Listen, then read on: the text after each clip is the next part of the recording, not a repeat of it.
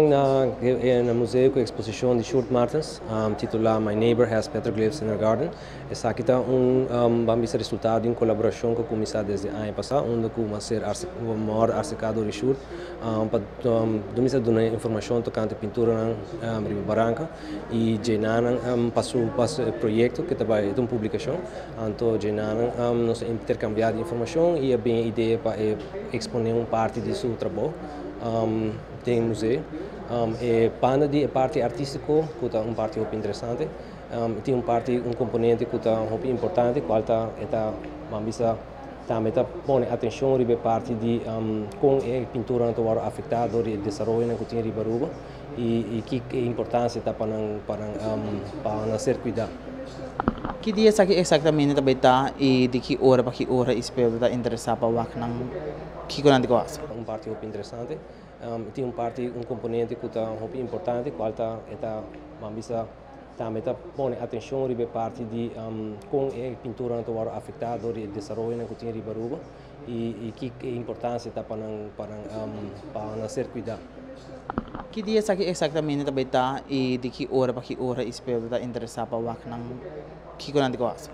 Sim, o público está invitado para vir a exposição desde a web, de 9 horas até 5 horas da tarde, e também nós estamos encorajando para 18 de março, nós também estamos abrindo desde 10 horas até 2 horas da tarde, nós estamos encorajando o público para passar no museu en te vir a exposição aqui. Ik was heel erg geïnspireerd door de overtuigingskracht van de inheemse beeldmakers. Bij mijn eerste ontmoeting van een van de tekeningen was ik bijna overdonderd door de energie die daar ter plaatse hing of rondwaalde. En ik wou heel graag eigenlijk zelf als beeldmaker die energie, maar ook voornamelijk de vaak verborgen betekenissen onderzoeken.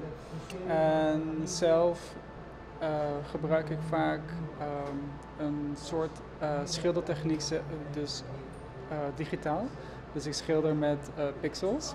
Dus eigenlijk maak ik heel veel foto's ter plaatse met mijn telefoon. En vorm ik ze zelf samen weer met de computer tot nieuwe omgevingen.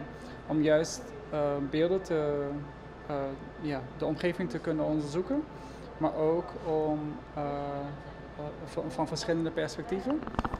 Maar ook om juist dus de energieën die je niet kan vangen met een beeld wel te kunnen vormen met alle beelden samen. Of juist het verhaal van alle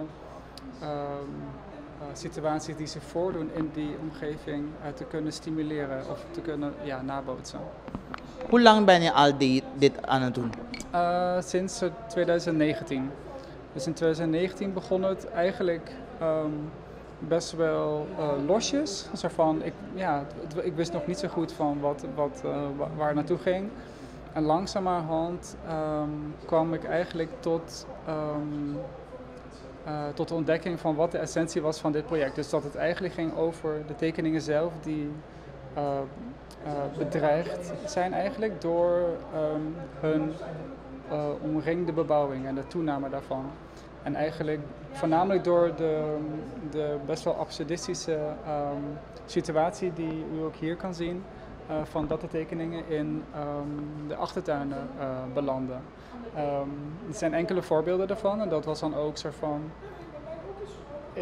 soort van opnieuw een startpunt van, dus dit is waar het project over gaat. Dus echt over die soort van omgeving die artificiëler wordt, maar ook de tekeningen die